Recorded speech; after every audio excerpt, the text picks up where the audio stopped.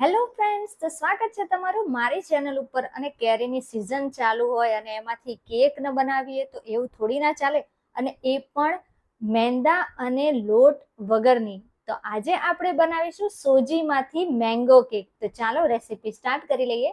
તો સૌથી પહેલા મેં અહીંયા એક કેસર કેરી લઈ લીધી છે, અને આ બધું આપણે પરફેક્ટ મેજરમેન્ટ સાથે જ બનાવવાના છીએ અને એકદમ ઇઝી રેસીપી છે. તો કેસર કેરી છે એને આપણે ધોઈ પહેલા સાફ કરી લીધી હતી. હવે એને આપણે કટ કરી લેવાની છે. તો હું દરેક વિડીયોમાં આ રીતના કટ કરું જ છું. તમે નોર્મલી રીતે એને કટ કરી શકો છો. તો આપણે કેરીનો પલ્પ અને છાલ છે એને અલગ કરી લેવાના છે, એટલે કે છાલ ઉતારી કેરીના આપણે ટુકડા છે એને આપણે એક બાઉલમાં લઈ લઈશું. તો અહીંયા જો પહેલા એક કેરી છે એને મેં આ રીતે ટુકડા કરી અલગ કરી લીધી છે. હવે એને આપણે એડ કરી લઈશું એક મિક્સી જારની અંદર. અને હા, કેસર કેરી હોય એટલે એ તો મીઠાશ તો એમાં કંઈ પૂછવાનું જ ન આવે, એટલી મીઠી કેરી હોય છે. તો આપણે એમાં ખાંડ લઈશું, પણ કેટલી? અડધી વાટકી જેટલી. હા, તમારે જો વધારે મીઠું એટલે કે વધારે ગળ્યું ખવાતું હોય તો તમે વધારે ખાંડ એડ કરી શકો છો. હવે આ બંનેને આપણે પીસી લેવાનું છે, એટલે કે સ્મૂથ એવી પેસ્ટ રેડી કરી લેવાની છે. તો આપણી કેરીની પેસ્ટ એટલે કે કેરીનો પલ્પ છે એકદમ રેડી થઈ ગયો છે. તો એનું પણ આપણે મેજરમેન્ટ કરી લઈશું. તો અહીંયા મેં પોણી વાટકી જેટલો કેરીનો પલ્પ લઈ લીધો છે, એને મૂકી દઈશું એક બાજુ. અને હવે એક બાઉલ લઈ લેવાનું છે, એની અંદર આપણે એડ કરી દઈશું 1 કપ સૂજી.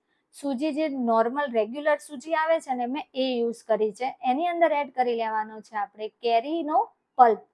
અહીંયા આપણે ખાંડ છે એ કેરીના પલ્પની અંદર જ એડ કરી લીધી હતી, એટલે આપણે અલગથી દળેલી ખાંડ યુઝ કરવાની જરૂર પડશે નહીં. ઉપરથી એડ કરી લીધું છે આપણે અડધીથી પોણી વાટકી જેટલું દૂધ, કેસરના તાતણા અને ઇલાયચીનો પાવડર. આ બધું છે અને આપણે સરસ રીતે મિક્સ કરી દઈએ. તમારી પાસે જો ઝીણી સૂજી હોય ને તો તમે એ પણ લઈ શકો છો. અને રિયલીમાં સૂજીમાંથી કેક છે એટલી જ ટેસ્ટી બને છે કે તમે મેંદામાંથી બનતી કે ઘઉંના લોટમાંથી બનતી કેક પણ ભૂલી જશો. તો આ બધું સરસ રીતે મિક્સ થઈ ગયું છે. તો એને આપણે 15 મિનિટ માટે રેસ્ટ આપી દઈએ. અને જ્યાં સુધી સૂજી છે સરસ રીતે ફૂલાય છે ત્યાં સુધી આપણે જે ટીન કે જે વાસણની અંદર આપણે કેક બનાવવાની છે એને તેલથી સારી રીતે ગ્રીસ કરી દઈએ. અને બટર પેપર મેં અહીંયા મૂકી દીધું છે.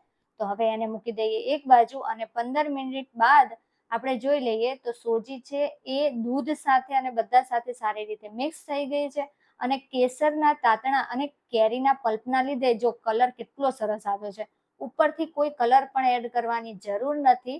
હવે આ બધું જ છે એને આપણે એક મિક્સી જારની અંદર લઈ લેવાનું છે. એની સ્મૂથ પેસ્ટ બનાવવાની છે, કારણ કે સૂજી છે ને એ થોડી આપણી જાડી હોય છે એના લીધે. હવે આ બેટરની સાથે આપણે મિક્સી જારની અંદર 4 થી 5 ચમચી જેટલું તેલ એડ કરી લેવાનું છે.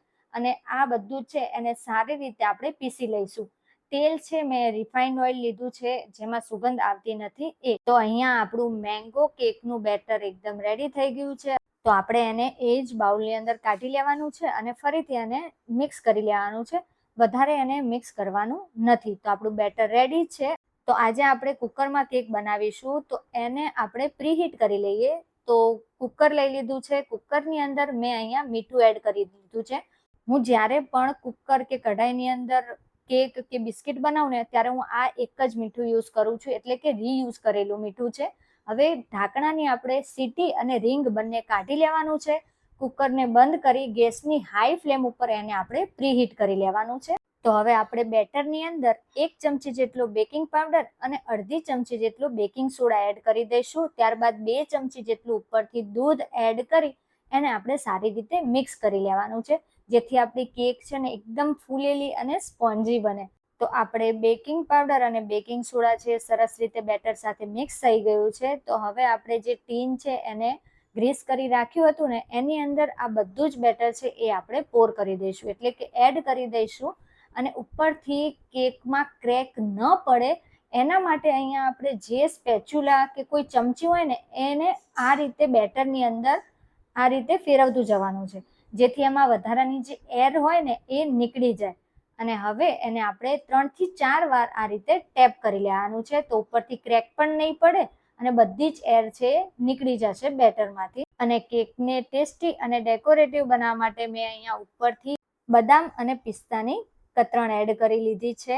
તમે અહીંયા ઉપરથી કાજુ, તૂટી ફ્રૂટી કંઈ પણ એડ કરી શકો છો. તો આપણું કેક ટીન છે રેડી થઈ ગયું છે અને આ બાજુ આપણું કુકર છે એ પણ સરસ રીતે પ્રીહીટ થઈ ગયું છે. તો અંદર મૂકી દઈશું સ્ટેન્ડ અને એની ઉપર આપણે મૂકી દઈશું કેકનું ટીન અને ઢાંકણ બંધ કરી એને આપણે લો ફ્લેમ ઉપર 40 થી 45 મિનિટ માટે બેક કરી લેવાની છે. તો 40 થી 45 મિનિટ બાદ આપણે ઢાંકણ ખોલી ચેક કરી લઈએ તો કેકની અંદર આ રીતે સ્ટીક કે ચાકુ ઇન્સર્ટ કરીએ અને એકદમ ક્લીન નીકળે એટલે આપણી કેક રેડી થઈ ગઈ છે. જો જરી પણ ચોંટતું હોય ને તો ફરીથી એને 5 મિનિટ માટે મૂકી દઈશું. હવે કેકને આપણે બહાર કાઢી અને એને ઠંડી થવા દઈશું. કેક ઠંડી થઈ ગયા બાદ ઇઝીલી ડિમોલ્ડ થઈ જાય છે. તો સૌથી પહેલા આપણે ચાકુની મદદથી આ રીતના સાઈડ છોડાવી લઈશું અને કોઈ પણ એક પ્લેટની અંદર એને ઊંધું કરીએ ને ટીન એટલે ઇઝીલી નીકળી જશે કેક.